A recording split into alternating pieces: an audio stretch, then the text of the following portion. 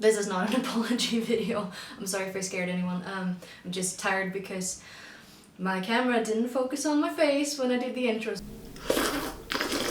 So I'm reshooting it now, but hello! Welcome back to Granna Soffan. I'm Östen, and since autumn has finally fallen, I thought we could do a sort of a thicker clothing project since the knitted wardrobe tour did so well. I wanted you guys to be here when I finish my next one. What we're gonna do today is sort of a knitting tutorial. If you've never knit before, this may be sort of an advanced project, but I think still the strategy that I use will be available to everyone who wants to try it.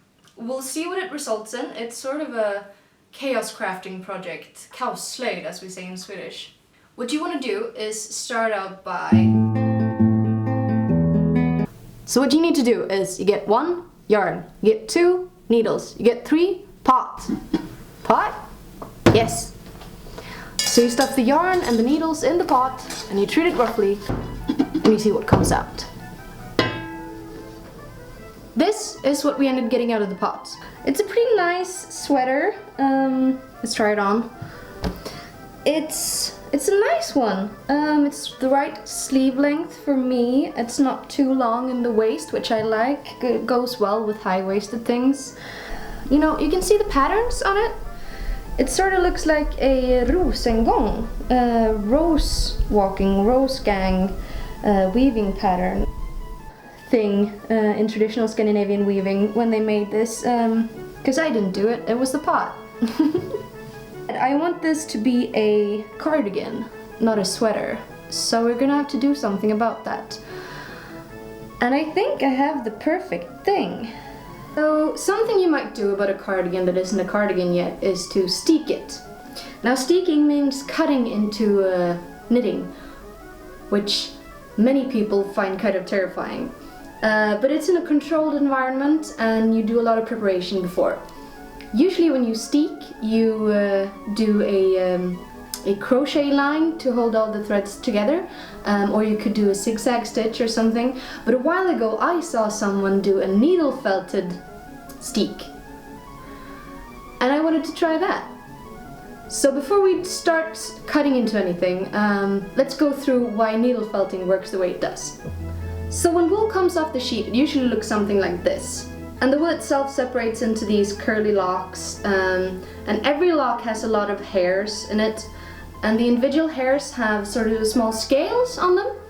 And once you apply heat and or water, you can felt something by opening up the scales, at which point they adhere to the strand next to it. So it becomes more solid and holds itself together in a different way than single strands of spun thread. So here, for example, I have something knitted and something felted. And you can see there's a bit of a difference between how they look and the sort of the solidity of the work. And that's because in the orange one, the wool fibers have felted together, and in the red one we haven't actually felted it yet. So you can see sort of the properties of felting versus not felting. Now in the 20th century, the textile industry found out that you could do this by needle felting, and that's what most people do today as a hobby. So what you're gonna need is something to stab upon, something to stab with, and of course, the offerkofta. So you can use different stuff as the underlying something to felt upon.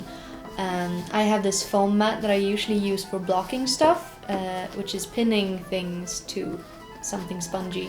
Now we're not using pins, we're using felting needles, but it's, you know, poking holes either way. So we do this line from bottom to top. And you just start stabbing. It's sort of meditative if you are in a violent mood just to pick holes in something. And it takes a bit of elbow grease, I'm not gonna lie. You might get a bit sore in the elbow, but it's worth it, I think, because the crochet line just it's more boring. This is more fun, more violence to the people. I only know one song about jackets or cardigans, and it's in Norwegian, but it goes Kari, kari, kona mi, vill du ha borre på tröjan di? Vill du ha gula, vill du ha blå, vill du ha röd ska du få, vill du ha röd ska du få. And it's about edging a jacket. But yeah. So you can see here at the end, when we felted it, there's a clear line where the fibers have caught onto each other, and that's what we want. So now we come to the most terrifying part of the work. We have a tiny pair of very sharp scissors, and we're gonna cut into knitting. If you don't know, knitting unravels quite easily, so cutting into it is, well, if you haven't done it before, it's very daunting. But as you can see, the felting that we did is holding quite steady. And we're able to cut between the stitches of the knitting. Just all the colors aren't unraveling to the sides because we've caught the fibers in each other. It's got perfect form. We're watching a master at work. Getting close to the end. Will she finish it? Will she wear off into the... And there she goes! She's in the goal line. Yes, we've done it. We steeked the cardigan. Well done. And here you can see the caught fibers. So all that remains is to pick up some stitches along the line and make a button row. I don't actually think I have any songs about knitting. Do you know any? Comment down below. So we finish knitting the button row, and then we attach the buttons and make the buttonhole secure. And that's basically the end of the cardigan.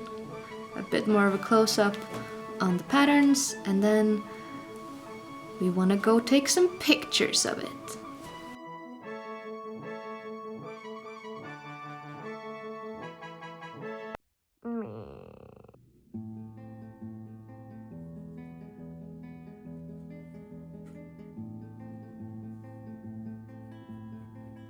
A quick tutorial on the hairstyle I've been wearing in this video. It's a hair taping method called ombinding.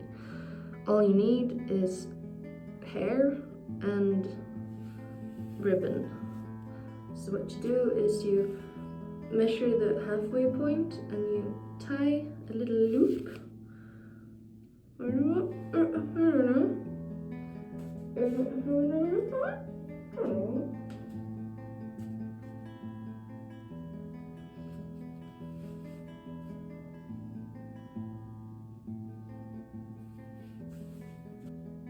Now, openbinding is historical to several parts of Scandinavian folk costume. I've seen it used in Norway and Sweden. Try to keep it tense. Then you just start wrapping the ribbon around the hair. Try to keep an even spacing for showing ribbon versus hair. Like you can see, there's brown poking out. If you have a longer ribbon to do this with, it'll be easier to cover more hair. If you have a shorter one, you might have to reveal more hair in order for the ribbon to actually end up being enough length. So just wrap around the end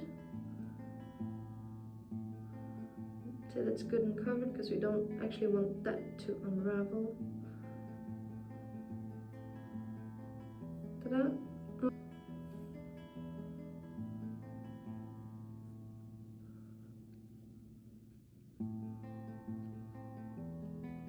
So you take both of these and you wrap them around the head, crossing in the middle, and you tie them out in the back.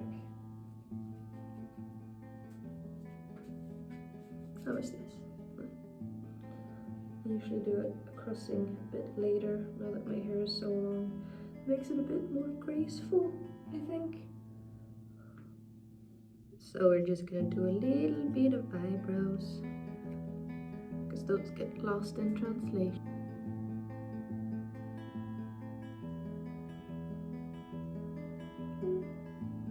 But we're gonna attempt an experiment. God, my lips are too small for this.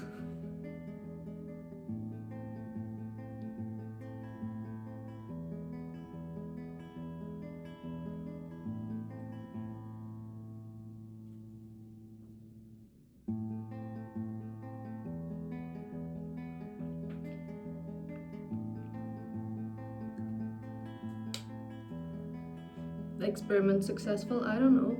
I think it fits the theme of the cardigan, so. What do we want? This? When do we want it? I don't know. So we got the camera, we got the outfit, sunrise. Let's go shoot some shit.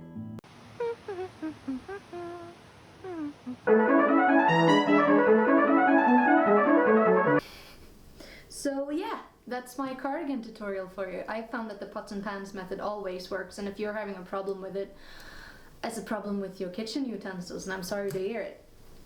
If you liked this video, please leave a like. If you want to, subscribe. If you want to find this pattern on Ravelry, no.